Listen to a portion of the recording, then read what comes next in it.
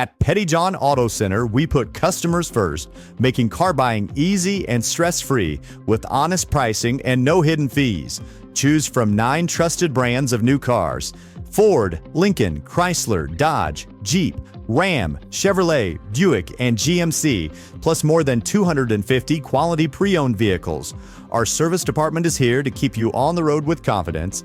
Visit any of our 3 locations in Bethany, Albany, and Trenton, or browse our inventory anytime at pettyjohnauto.com.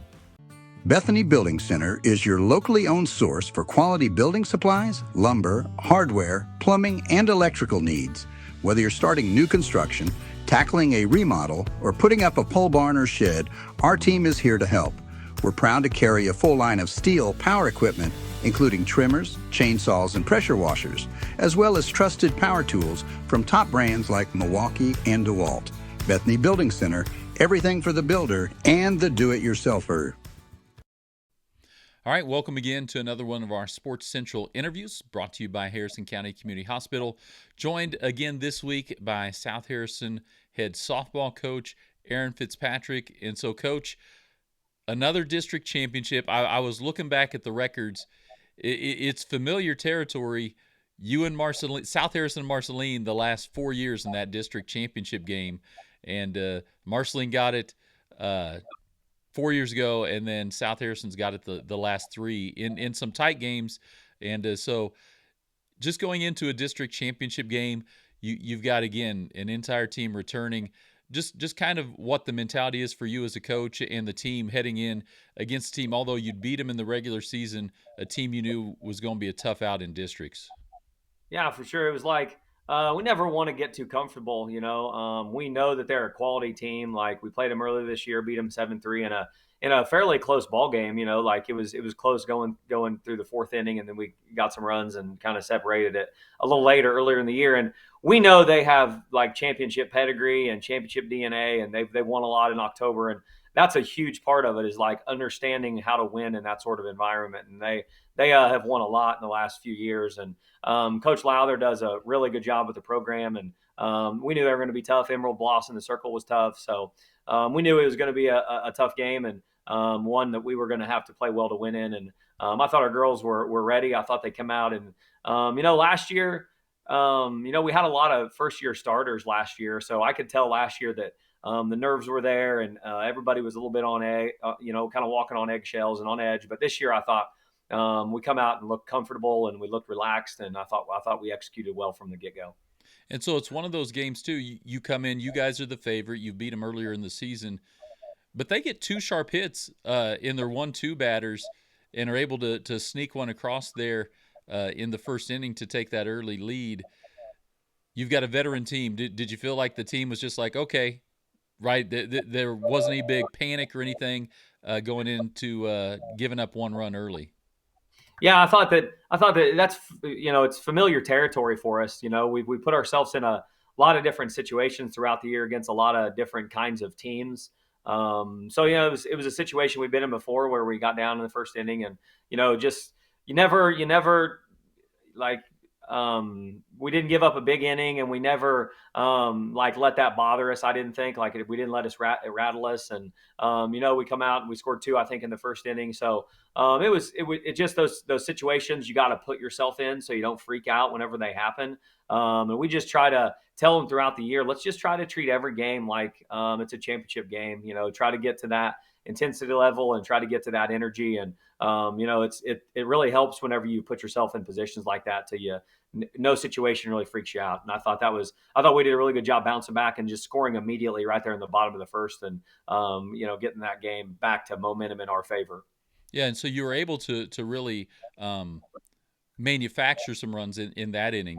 Lexi Hunter got on, and then Tania Dahl, and you were able to move some people around and get a score. But you also scored with some long balls.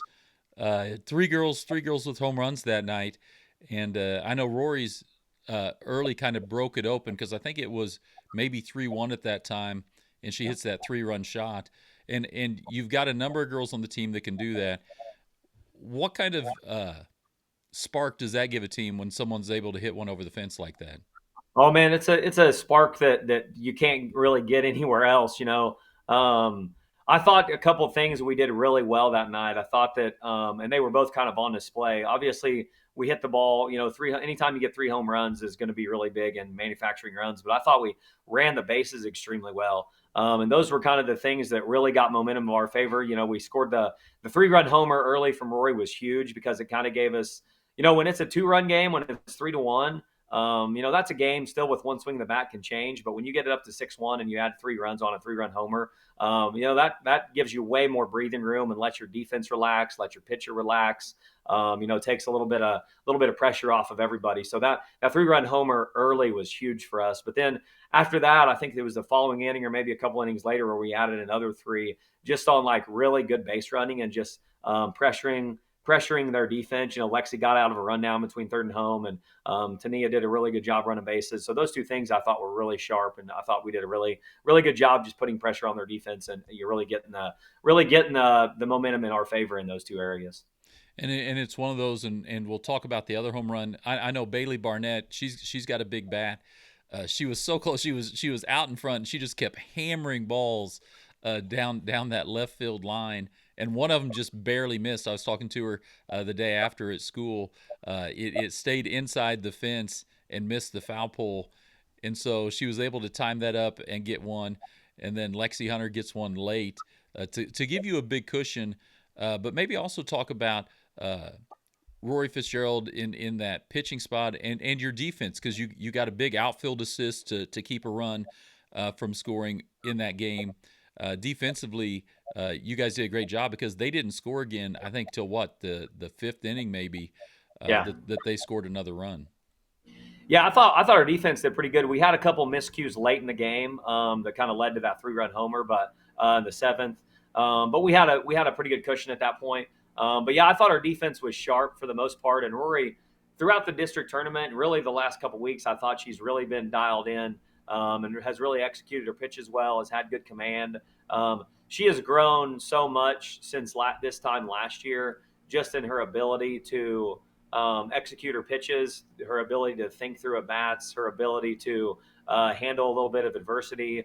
Her reactions to calls that maybe she thinks are borderline has totally changed from last year to this year. She's just a much better pitcher all around. She's done a really good job, and she's swung the bat extremely well too. She had 3 home runs in the 2 district games, so she's been really big for us, and I think that just her presence in the circle has really improved, and it's helped us out. She gets strikeouts in big situations, and when you can do that, that really also takes pressure off your defense when you can get key strikeouts, and she's just been really good. And so maybe talk about a little bit that relationship between a pitcher and a catcher. You've got a senior catcher back there behind the plate in Lexi Hunter, and last year Rory a freshman, this year still just a sophomore, so an underclassman. Maybe how that helps Rory just in working through a game, having that seniority in Lexi Hunter and that maybe calming force behind the plate. Yeah, definitely. She does so much for our team, like from a skill standpoint. Obviously, offensively, she's really, really versatile. She runs bases really well. She can bunt. She can hit for power. She hits for average. But defensively, she just does a really good job with Rory, just kind of knowing what to say in certain situations. Lexi elevates everybody on our team, I believe, just with the way she carries herself, with the way she leads. She has high expectations of the girls. She holds them accountable. She'll get on girls when it's necessary, but she'll also hug them whenever it's necessary as well. So Lexi's just a really good leader. She has matured so much from the time she was a freshman. She does a lot of huge things for our team, and she does a lot of huge things for Rory, just keeping her calm. She's a steady presence behind the plate, and she does a good job getting strikes for Rory. Those borderline pitches. She's a pretty good receiver, and she just does a lot for a team that I think sometimes goes unnoticed. Obviously, you notice the skill things, but she does a lot of things that probably goes unnoticed from people that aren't at practice every day, and people that don't see us warm up, and people that don't see some of those things. She has a lot of X factor skills that are really big for us. And so looking, I was actually sitting near a radio station, I think down out of Macon, and we were talking after the game, and something that I hadn't really thought about, and they were talking about the South Harrison team.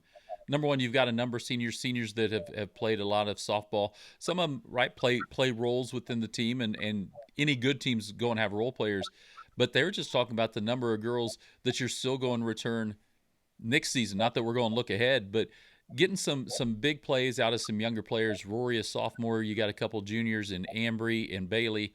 But the two freshmen that played in that district championship game, Tania Dahl and Maddie Meadows, came in with some big hits and nice plays.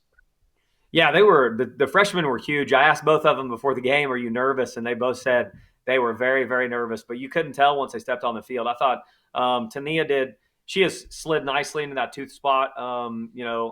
Here late in the season, I thought she's done a pretty good job. She adds a lot of speed to the top of the lineup. She's a pretty high IQ base runner, and man, she had a huge play on the outfield assist from right field. She actually had a couple outfield assists, one a force play at second, and one a tag out at home, but.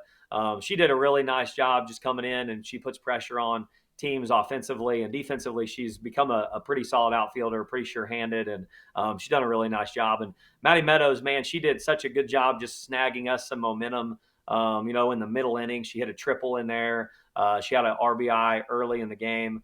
She just did a nice job stepping in, filling that 9 spot and getting some RBIs and some production out of the bottom half of our lineup. And she fit nicely in there. And both those girls for that situation, playing in their first district championship, they came up huge and was pretty. I know that they were really nervous on the inside, but they were pretty cool as a cucumber on the outside for sure. And so you get the district championship. Not a whole lot of time to spend celebrating that one, because you go down to Highland on Saturday for a quarterfinal game, and it's a rematch of last year's game. They came up and got the win here in Bethany, and went on to win the state title. So obviously a good squad. Maybe just talk about what that matchup looks like to people who aren't familiar with that Highland program. Yeah, they're a really quality program. I told this to Jeremy Benson, the guy who runs the GRC website. Coach Seiferd's, Highland's head coach, and me have a little history there. My first year at Putnam County, 16 years ago, we played in a district championship at Putnam County, and Highland beat us 1-0. And so Paul and I have known each other for a long time. He does such a good job with the program there. They're good every year. Obviously they were really good last year, winning the state championship, but I like the matchup this year. I think that the girls are ready. Like, we're probably more battle tested this year than we were last year. I think that we've grown a lot. We've grown especially offensively. I think our Rory's grown as a pitcher. I think we've shored up some things defensively, and I like the matchup. I think it's going to be a really good game. They're really quality. They can hit the ball throughout their lineup. They got some power. They got some speed. Their pitcher Abby Lay's obviously pretty good. I know she battled some injuries and stuff in the offseason. Maybe hasn't been quite as sharp as she was last year. But we're looking forward to a good matchup. We're looking forward to a good game, and honestly, we're excited about it. We got to go obviously on a long road trip, but we've made several of them over the course of the year. So I think we're prepared. I think we're ready. I know the girls are looking forward to it. Well, and that's what you and I have talked about. Some of those early season things that maybe parents and fans don't understand, the building towards something, right? You weren't just building towards the next game or the next week or a conference championship or even a district championship. Those things all come along the way. But the road trip to Jeff City, the trips to Kansas City, and some of those things are building towards, hey, late in the year, we may have a 3-hour trip on a Saturday to go play a quarterfinal game, and we're going to see some teams outside of Northwest Missouri, and just the process of getting you to this point, but realizing, hey, there's still more steps to take after this. Just maybe talk about how it all goes together from time in the summer, August, and through the fall to get you to this point in the season. Yeah, for sure. It's a like all of that's by design. Rewind a few years ago. I think it was 2022, my second year here. I told Coach Watson, the AD, I said, hey, I think we need to boost our schedule a little bit. I'm hoping that we can make it to Springfield in the next couple of years and definitely do some damage in the playoffs. And we went to St. Louis that year. I don't know how everybody felt about it, but it was all preparing for, trying to prepare that team for the postseason, trying to prepare them for going on the road, making long bus trips, staying the night in a hotel if you have to. And ever since then, we started going to Jeff City, we started going to Kansas City, we started adding some of these teams that prepare us for this time of year. And I gotta give a shout out to Coach Watson, our AD. He does such a great job, like allowing us to do that. The administration allowing us to go play some of these games to prepare us for this time of year, because I'm a firm believer that you have to turn over every rock, and you have to put yourself in those situations that you could see as you go through the postseason. And I'll also shout out to our parents, because it's not every day you come across parents that are willing to travel all over the state to help prepare the team for what you want from them. So, we got some really good people, for the purple and white, and I'm really, really blessed to be a part of it. And all that stuff's by design to try to get ready for this time of year, so we can know that we've been in those situations before, whether it's getting on a bus, taking a long road trip, whether it's seeing the type of players that we're going to face. So just all of that's by design, and hopefully it'll work out in our favor. All right. Well, Coach, excited. I'm excited for Saturday. I get a chance to broadcast. We'll be on Misha TV again. Had a bit of a hiccup. We kind of started late on Monday, but I talked to Misha today. That was actually on their end. Thankfully, I didn't mess anything up on my end. I wasn't sure what I was doing with the new broadcast. But excited for people. We're hoping everyone can make the trip, but we know it's a long trip. So at least excited that we're able to provide a way for people to watch that. And I'm excited to go watch you win this quarterfinal game down in Highland. I like your mindset for sure. I love it that you're covering at CF. I thank you. Thank you for doing that, because I know it's a lot of work for you. And I heard people saying we're having a watch party at our house. We got people coming over to watch the game, and I love that. If you can't make it to the game, obviously we love your support online. But we had a couple years ago, we took a long road trip to Bowling Green, and we got to Bowling Green, and I think we had a bigger crowd than Bowling Green. So, this year going to Highland, it's a little shorter road trip. So hopefully we can, put some people in the stands. And I know, obviously the South Harrison faithful will be there, and we'll love to see you there. All right. Well, good luck on Saturday, and we look forward to covering it, Coach. Thanks, CF. We'll talk to you later.